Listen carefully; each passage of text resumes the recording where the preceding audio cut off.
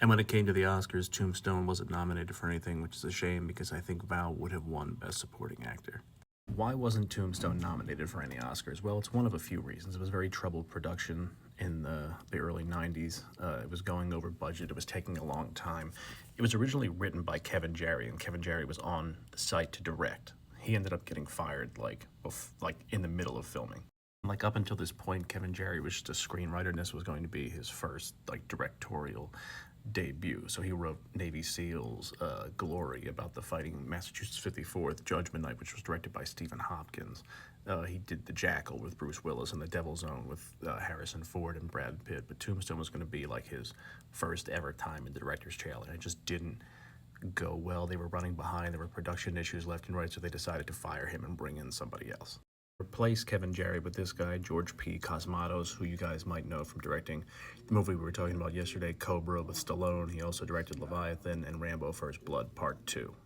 And getting rid of Jarre and bringing in Cosmatos did not sit well with the cast or the crew. He immediately came in and alienated a lot of them with what he was basically saying as very hard-nosed style, and a lot of people on site, including Michael Biehn and Val Kilmer, didn't think he had an understanding or an appreciation for the screenplay that Kevin had written. So they were like all against him already as it is. So even though Cosmatos is credited as the director of this film, most people will tell you he's the ghost director of this film, and most of the movie was basically rewritten and directed by its star who played Wyatt Earp, Kurt Russell. Kurt has actually stated this a few times, that it was him who directed the movie and not Cosmatos.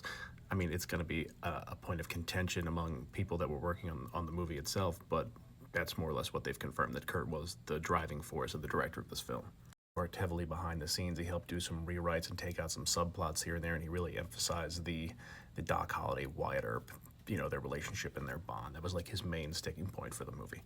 As for the comment, I think he should have won or would have won Best Supporting Actor, I don't really know about that. Look, Val wasn't the person to really carry on and really campaign for the award season or anything like that. He wanted the recognition for playing the part, but he didn't really want the award recognition. Like, all actors want to be recognized, but he wasn't one of these people who was going to campaign for these statues and the awards. That just wasn't who Val is. Because his performance is universally praised in this movie. And I think the only thing it was nominated for was like an MTV award or something like that.